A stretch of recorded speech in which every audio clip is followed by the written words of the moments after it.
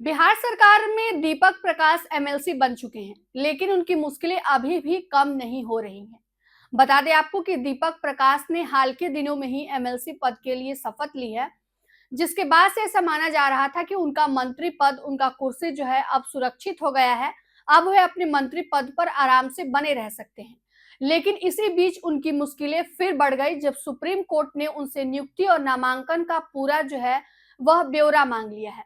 बता दें आपको कि सुप्रीम कोर्ट का कहना था, कुछ दिनों पहले ही सुप्रीम कोर्ट ने बिहार सरकार को फटकार लगाई थी और दीपक प्रकाश के मंत्री पद पर के अस्तित्व को लेकर भी सवाल उठाए थे। और सुप्रीम कोर्ट ने बिहार सरकार से सवाल पूछते हुए जवाब मांगा था कि दीपक प्रकाश को मंत्री पद पर रहते हुए 6 महीने से अधिक का समय हो चुका है, लेकिन वह दोनों सदनों में से किसी सदन के सदस्य नहीं है। इस प्रकार वो किस हैसियत से अब तक मंत्री पद पर बने हुए हैं, और इसको लेकर 27 अगस्त का दिन जो है वो तय किया गया था कि इस दिन सुनवाई होगी। लेकिन उसी बीच बिहार सरकार ने बड़ा फैसला लिया और बीजेपी के एमएलसी देवेश कुमार का इस्तीफा कराया गया, और उसके बाद से उसी एमएलसी पद पर दीपक प्रकाश को जो है मंत्री पद की शपथ दिलाई गई, जिसके बाद से ऐसा तय माना जा रहा था कि दीपक प्रकाश की अब मंत्री पद की कुर्सी जो है वो पूरी तरह से सुरक्षित हो गई है।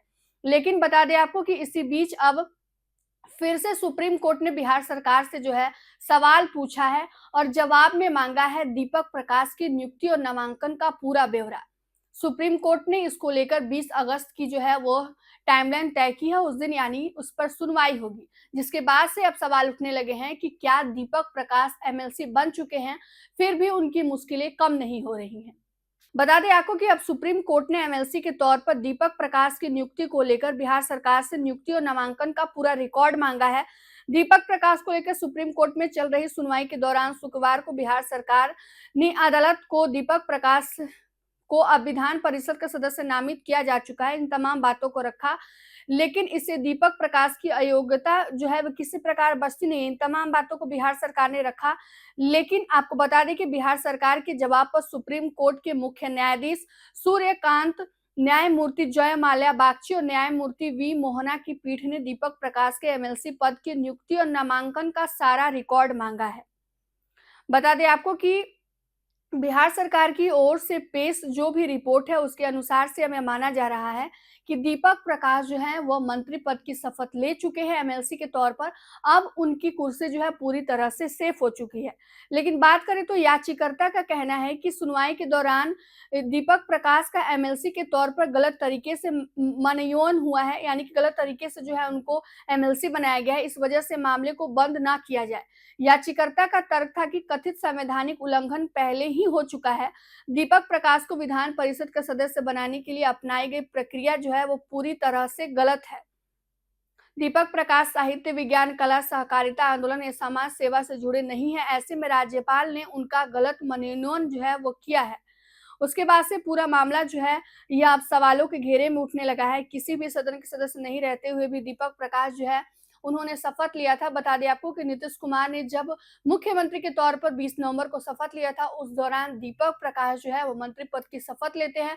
उसके बाद से बीच में आता है कि जब नीतीश कुमार ने ऐसा तय किया कि वो राज्य की राजनीति को छोड़कर केंद्र की राजनीति करेंगे, उसके बाद से बिहार के नए मुख्यमंत्री बनते हैं सम्राट चौधरी, और उस दौरान भी जो है दीपक प्रकाश मंत्री पद के तौर पर शपथ लेते हैं।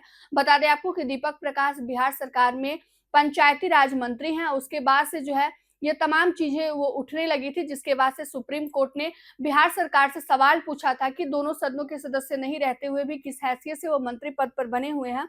उसके बाद से ये पूरा सवाल जो है सामने आया। जो है केंद्र बिहार सरकार फैसला लेती है और देवेश कुमार को जो है एमएलसी पद के तौर पर जो है वह शपथ दिलाई जाती है। लेकिन अब फिर से जो है वो दीपक प्रकाश की मुश्किलें बढ़ती हुई नजर आ रही हैं, क्योंकि अब फिर से जो है वो सुप्रीम कोर्ट ने बिहार सरकार से उनके जो उनको शपथ दिलाई गई है उससे संबंधित न्याय, नियुक्ति और नामांकन पत्र को जो है पूरे रिकॉर्ड मांगे गए हैं।